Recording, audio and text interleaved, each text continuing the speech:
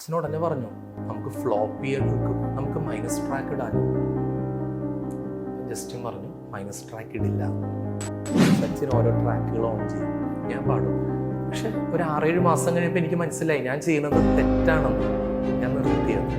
കാരണം അടുത്തൊരു മ്യൂസീഷ്യൻ അവിടെ ജനിക്കില്ല. അന്ന് ജസ്റ്റിൻ എന്നെ നോക്കിയൊരു നോട്ടമുണ്ട്. ഞാൻ തട്ടിലച്ഛനോട് പറഞ്ഞു ഞാൻ വായിക്കില്ല അച്ഛാ.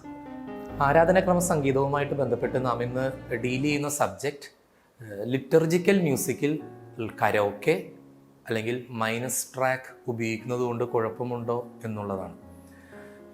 എൻ്റെ പേഴ്സണൽ അഭിപ്രായം, ഞാൻ 100% ഞാനിതിനോട് എതിരായിട്ടുള്ള ഒരാളാണ്.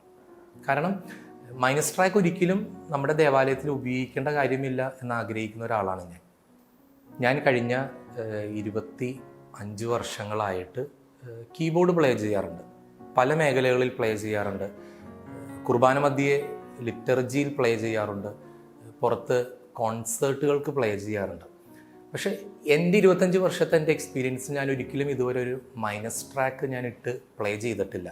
ഇന്ന് ദൈവം എന്നെ ഏതെങ്കിലും ഒരു മ്യൂസിക്കിൻ്റെ തലത്തിൽ എത്തിച്ചിട്ടുണ്ടെങ്കിൽ അതിൽ ഞാൻ ഉറപ്പായിട്ട് വിശ്വസിക്കുന്നൊരു കാര്യം, അത് എനിക്ക് ദൈവം എന്ന എൻ്റെ കഴിവിനെ ആ പരമാവധി വെച്ച് ഞാൻ ദൈവത്തിന് മുമ്പിൽ പ്ലേ ചെയ്തു എന്നുള്ളതാണ്. പലപ്പോഴും നാം കരോക്കെ ഉപയോഗിക്കുന്ന ഒരു സാഹചര്യം എന്താണ്? ഒരുപക്ഷെ നമ്മുടെ ഇടവകയിൽ ഒരു കീബോർഡിസ്റ്റ് ഇല്ലായിരിക്കാം, പിയാനോ പ്ലേ ചെയ്യാൻ ആളില്ലാതെ വരുന്ന സാഹചര്യം. ഇനി വേറൊരു സാഹചര്യത്തിൽ കരോക്കെ ഉപയോഗിക്കേണ്ടി വരുന്നത് എപ്പോഴാണ്? നമുക്ക് പലപ്പോഴും പാട്ടുകാർക്ക് അതിൻ്റെ സൗണ്ട് ട്രാക്ക്, മ്യൂസിക് ട്രാക്ക് ഒന്നും കൂടി നല്ല പവർഫുള്ളായിട്ട് വേണം എന്ന് ആഗ്രഹമുള്ളപ്പോൾ നല്ലൊരു കീബോർഡിസ്റ്റ് ഉണ്ടായിരുന്നിട്ട് കൂടി പലപ്പോഴും പാട്ടുകാർ കീബോർഡിസ്റ്റുകളെ കൊണ്ട് നിർബന്ധിച്ച് കരോക്കെ ട്രാക്ക് ഇടിപ്പിക്കാറുണ്ട്. ഇനി മൂന്നാമതൊരു സാഹചര്യമുള്ളത്, കീബോർഡിസ്റ്റുകൾ അവർക്ക് എന്നിട്ട് വായിക്കാൻ അറിയാമായിരിക്കും, പക്ഷെ എന്നിട്ടും അവർക്ക് അവരുടെ പെർഫോമൻസ് ഒന്നും കൂടി ഭംഗിയാക്കണമെന്ന ആഗ്രഹത്തിന് വേണ്ടി അവർ ട്രാക്ക് ഇട്ട് വായിക്കാറുണ്ട്. ഞാൻ ഇതിനെ ഒന്നും കുറ്റപ്പെടുത്തുകയല്ല, പക്ഷേ എൻ്റെ ഒരു പേഴ്സണൽ അഭിപ്രായം, നമ്മൾ പ്രാർത്ഥിക്കാനായിട്ടാണ് ദേവാലയത്തിൽ വരുന്നത്, പെർഫോമൻസിന് വരുന്നതല്ല. അപ്പോൾ എനിക്ക് ദൈവം തന്ന എൻ്റെ ഒരു കഴിവുണ്ട്, എനിക്ക് ആ കഴിവ് വെച്ച് ദൈവത്തെ ആരാധിച്ചാൽ പോരെ. ഞാൻ വേറെ ആരെയോ എവിടെയോ ലോജിക്കിലോ ഏബിൾട്ടൺ പ്രോയിലൊക്കെയോ പ്രോഗ്രാം ചെയ്തെടുത്ത ഒരു ട്രാക്ക് ഞാൻ എൻ്റെ കീബോർഡിൽ കൊണ്ടുവന്ന് USB സ്റ്റിക്ക് വഴി കണക്ട് ചെയ്ത് ഞാനിവിടെ പ്ലേ ചെയ്യുമ്പോൾ ഞാൻ എന്താണ് പ്രാർത്ഥിക്കുന്നത്? ഇനി പ്രാർത്ഥന എന്നുള്ളൊരു തലം വിട്, ഒരു പേഴ്സണലി എടുത്തു കഴിഞ്ഞാൽ നിങ്ങൾക്കതിൽ എന്ത് സാറ്റിസ്ഫാക്ഷനാണ് കിട്ടുന്നത്? What you are getting?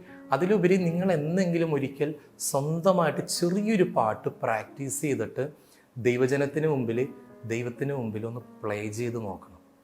ഒരുപക്ഷെ ഒത്തിരി ഭംഗിയൊന്നും ഉണ്ടാവില്ല, പക്ഷെ അന്ന് നിങ്ങൾക്ക് കിട്ടുന്ന ഒരു സാറ്റിസ്ഫാക്ഷൻ ഉണ്ട്.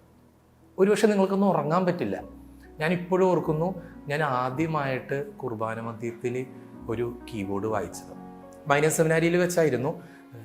മൈനസ് സെമിനാരിയിൽ 2002 ഞാനൊന്നും ഒരിക്കലും, ഞാൻ പാട്ട് പാടുന്ന ഒരാളായിരുന്നു, ഞാൻ കീബോർഡ് വായിക്കുമായിരുന്നില്ല.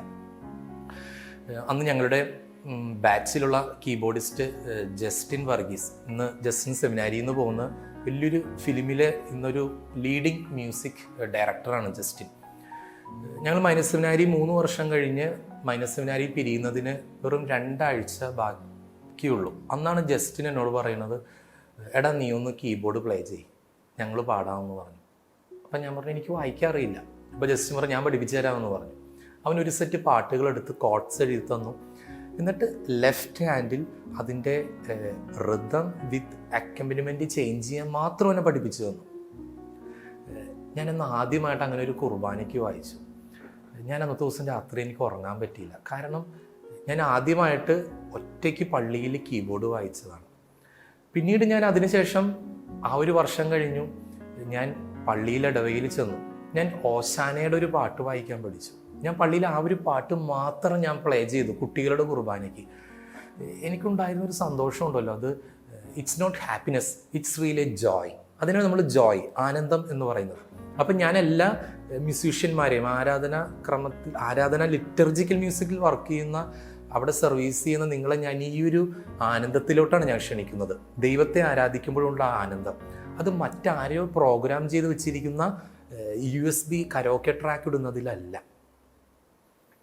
ഇനി ഞാനിതിനകത്ത് വേറൊരു സൈഡ് പറയുകയാണ്, അത് ഞങ്ങൾ വൈദികരുടെ ഭാഗത്തുള്ള ചെറിയൊരു മിസ്റ്റേക്കാണ്. ഞാൻ ചില വൈദികരെ കാണാറുണ്ട്, തിരുനാൾ കുർബാനയ്ക്കൊക്കെ പോകുമ്പോൾ USB സ്റ്റിക്കായിട്ടാണ് പോകുന്നത്. അവിടെ ചെന്നിട്ട് അവർ പാടുന്ന പാട്ട് USB സ്റ്റിക്കിൽ മൈനസ് ട്രാക്ക് പ്ലേ ചെയ്യാൻ പറയും. ഒത്തിരിയേറെ വൈദികരുണ്ട്, കാരണം അവർ പാടുമ്പോൾ അത് റിയൽ പെർഫോമൻസിന് വരുന്ന വൈദികരാണ്. അപ്പം അതുകൊണ്ട് സാധാരണ മാനുവലായിട്ട് വായിക്കുമ്പോഴുള്ള ഭംഗി പോരാ അവർക്ക്.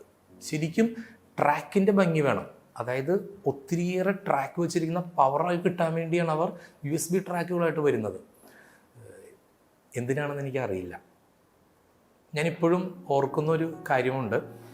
തൃശ്ശൂർ മേരിമാത മേജർ സെമിനാരിൽ പഠിച്ചുകൊണ്ടിരിക്കുന്ന സമയം ഞാൻ വീണ്ടും ജസ്റ്റിനിലോട്ട് വരികയാണ്. ജസ്റ്റിൻ അന്ന് തൃശ്ശൂർ കീബോർഡിസ്റ്റാണ്, ഞാനും അന്ന് തൃശ്ശൂരുണ്ട്.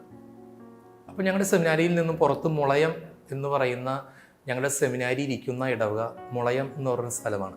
അവിടുത്തെ ഇടവപ്പള്ളിയിൽ തിരുനാൾ നടക്കുകയാണ്. അപ്പോൾ എപ്പോഴും ഞങ്ങളുടെ സെമിനാരിയിലെ കൊയറാണ് തിരുനാളിനെ പാടുന്നത്. ഓട്ടോമാറ്റിക്കലി സെമിനാരിയിലത്തെ നമ്പർ 1 കീബോർഡിസ്റ്റ് ആയിരിക്കും ഒന്ന് പ്ലേ ചെയ്യുന്നത്. ഓട്ടോമാറ്റിക്കലി ജസ്റ്റിനാണ് അന്ന് പ്ലേ ചെയ്യേണ്ടത്. പാട്ടുകാരെല്ലാവരും റെഡിയാണ്. ഞങ്ങളുടെ സെമിനാരിയിൽ തന്നെയുള്ള ഒരു വളരെ കൊച്ചച്ഛനായിട്ടുള്ളൊരു പ്രൊഫസർ അച്ഛനാണെന്ന് തിരുനാൾ കുർബാന ചെല്ലുന്നത്. അച്ഛൻ നന്നായിട്ട് പാടും, നല്ല മനോഹരമായിട്ട് പാടുന്ന ഒരു അച്ഛനാണ്. ഇതിനൊരാഴ്ച മുമ്പ് ഞങ്ങളുടെ സെമിനാരിയിലെ കീബോർഡ് കംപ്ലൈൻ്റ് ആയി. കീബോർഡ് വായിക്കാൻ പറ്റില്ല. ആകെ കീബോർഡിൽ ചെയ്യാൻ പറ്റുന്നത് ട്രാക്ക് പ്ലേ ചെയ്യാൻ പറ്റും, മൈനസ് ട്രാക്ക് പ്ലേ ചെയ്യാൻ പറ്റും. അന്ന് USB ഇല്ല, ഫ്ലോപ്പി ഇടുന്ന ടൈമാണ്. ഫ്ലോപ്പി നമുക്ക് പ്ലേ ചെയ്യാൻ പറ്റും. പിന്നെ ആകെ ചെയ്യാവുന്നത് പിയാനോ ടോണ് മാത്രം വർക്ക് ചെയ്യും. അപ്പോൾ ജസ്റ്റിൻ പറഞ്ഞു, ഞാൻ പിയാനോ വായിക്കാം, നമുക്ക് കുർബാന നടത്താം, വേറെ കീബോർഡ് ഇല്ല സെമിനാരിക്ക്, ഞാൻ പിയാനോയിൽ വായിച്ചോളാം എന്ന് പറഞ്ഞു.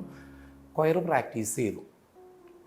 പക്ഷേ തിരുനാളിൻ്റെ തലേ ദിവസം നമ്മുടെ ഈ പാട്ടുകാരനായ അച്ഛൻ, സെമിനാരിയിലെ പ്രൊഫസർ, അദ്ദേഹം കൊയർ പ്രാക്ടീസിന് വന്നപ്പോൾ ഋതമില്ല, ബഹളമില്ല, നമ്മൾ സോക്കോൾഡ് പറയുന്ന ഒരു പഞ്ച് ആ കൊയറിനില്ല. കാരണം ജസ്റ്റിൻ അവൻ്റെ 2 കൈകൾ കൊണ്ട് മാനുവലായിട്ട് പിയാനോ വായിക്കുകയാണ്. അച്ഛൻ പറഞ്ഞു, എന്ത് പറ്റും, ഋതംസ് ഒന്നും ഇല്ലല്ലോ എന്ന് ചോദിക്കുകയാണ്. അപ്പോൾ അവൻ പറഞ്ഞു, കംപ്ലൈൻ്റ് ആണ്, ഇതൊന്നും പ്ലേ ചെയ്യുന്നില്ല, ഞങ്ങൾ നേരത്തെ പറഞ്ഞതാണ്, പക്ഷെ നന്നാക്കാൻ ടൈമില്ലെന്ന് പറഞ്ഞു. അച്ഛനോട് തന്നെ പറഞ്ഞു, നമുക്ക് ഫ്ലോപ്പി എടുക്കും, നമുക്ക് മൈനസ് ട്രാക്ക് ഇടാലോ എന്ന് പറഞ്ഞു. അപ്പം ജസ്റ്റിൻ പറഞ്ഞു, മൈനസ് ട്രാക്ക് ഇടില്ല.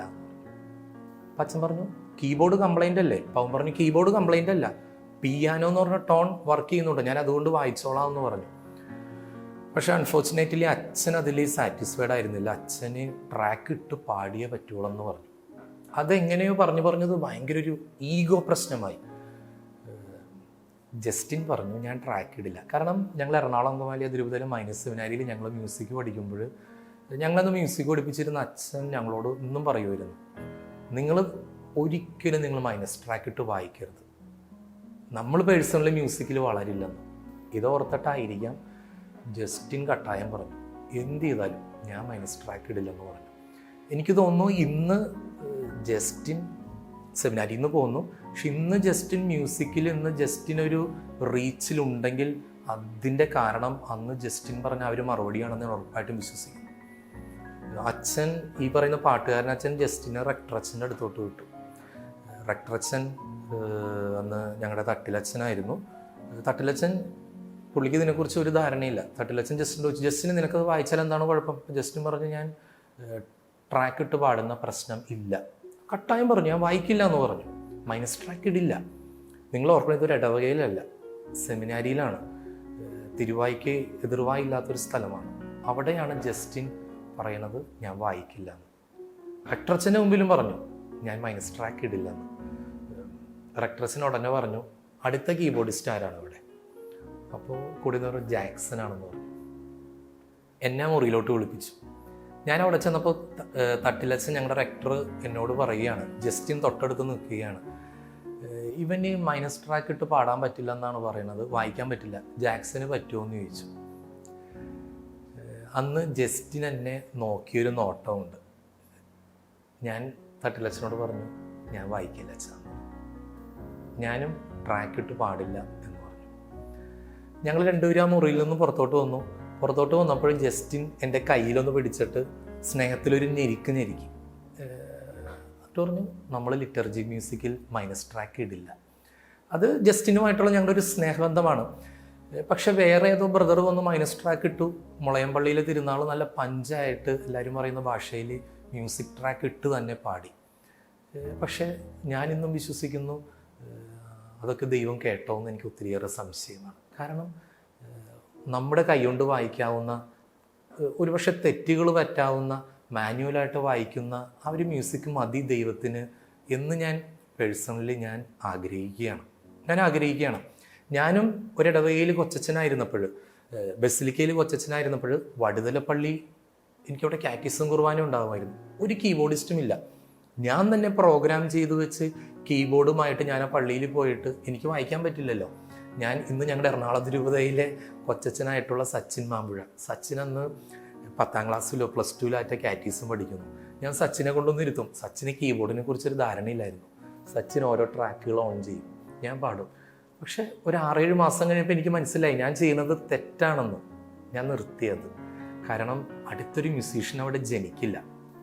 നിങ്ങൾ മൈനസ് ട്രാക്ക് ഇടുന്ന പള്ളികളിൽ നോക്കിയാൽ മതി, അവിടെ അടുത്ത മ്യൂസീഷ്യന്മാരുണ്ടാവില്ല. കുട്ടികൾക്ക് മ്യൂസിക്കിനോടൊരു ആഭിമുഖ്യം ഉണ്ടാവില്ല.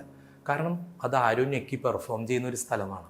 പലപ്പോഴും തമാശയ്ക്ക് പറയുന്നുണ്ട്, ഒരു മ്യൂസീഷ്യൻ വന്ന് ഇത് വെറുതെ സ്വിച്ച് ഞെക്കാനാണെങ്കിൽ അത് നമ്മുടെ കപ്പ്യാർക്കൊന്ന് നെക്കിയിട്ട് പോയാൽ പോരെ, അത് സംഗീതത്തിൽ നിന്ന് കൺട്രോൾ ചെയ്യാവുന്നതല്ലേ ഉള്ളൂ എന്ന് തമാശയ്ക്കെങ്കിലും പറയാറുണ്ട്. അതുകൊണ്ട് എൻ്റെ പേഴ്സണലായിട്ടുള്ള അഭിപ്രായം, മൈനസ് ട്രാക്ക് ഇട്ട് പ്ലേ ചെയ്യുന്നവരെല്ലാവരും അത് നിർത്തണം. നിങ്ങൾ മാനുവലായിട്ട് വായിക്കുക. അതിൻ്റെ ഭംഗി ഒത്തിരിയേറെ അപ്പുറത്താണ്.